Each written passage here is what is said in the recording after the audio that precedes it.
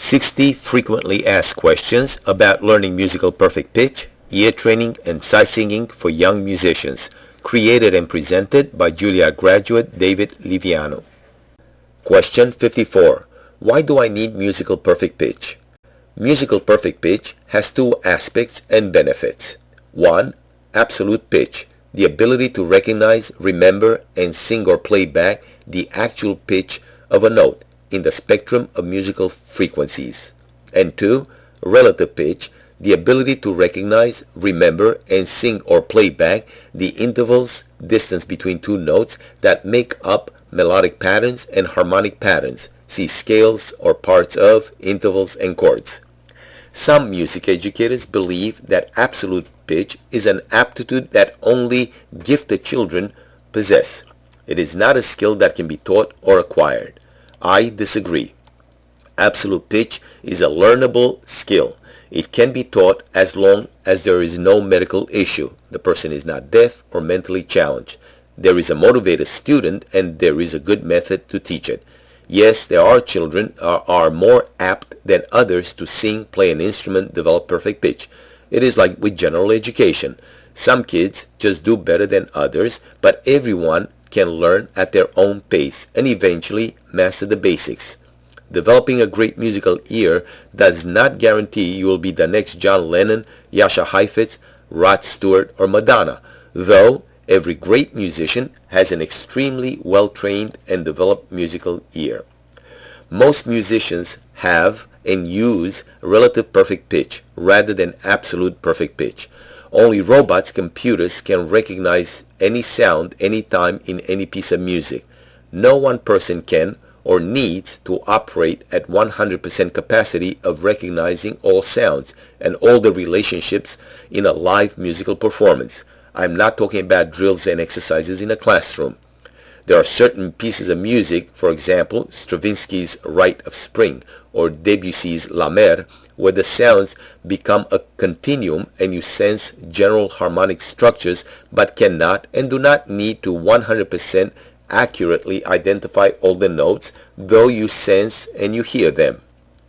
Thus, it is not important to strive for absolute musical perfect pitch, but rather relative musical perfect pitch.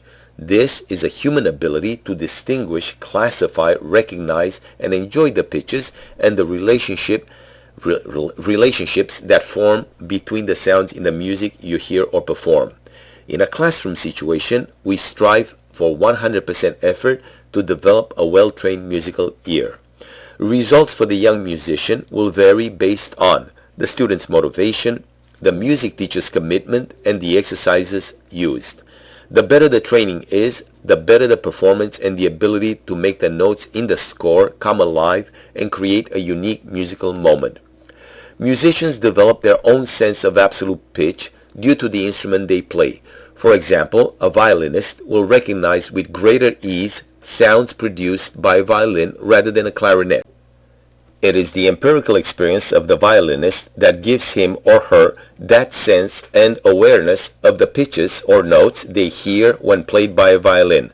We call this timbral absolute pitch because it is limited or associated with the timbre of the instrument the musician plays. Is absolute pitch as important as relative pitch? Of course not. Musicians use these two aspects of musical perfect pitch in tandem. They hear the music and analyze subconsciously as the music is played intermittently the pitches of the notes and their relationship. Sometimes their awareness is more focused on the actual pitches, and other moments they listen carefully to the types of intervals, chords, or melodic patterns being played. These two skills, absolute pitch and relative pitch, constitute the basis of higher musicianship and become, together with other virtuosic and interpretative skills, the signature style of each performer. Taken separately, musical perfect pitch has no value in and of itself. It is like a bicycle or skateboard trick when you show off the young musician how she or he can recognize or sing a particular note or interval. Yes, it is important in school when you practice, take an ear training aptitude test or exam, but in the real music world, It is only but a small part of what defines higher musicianship.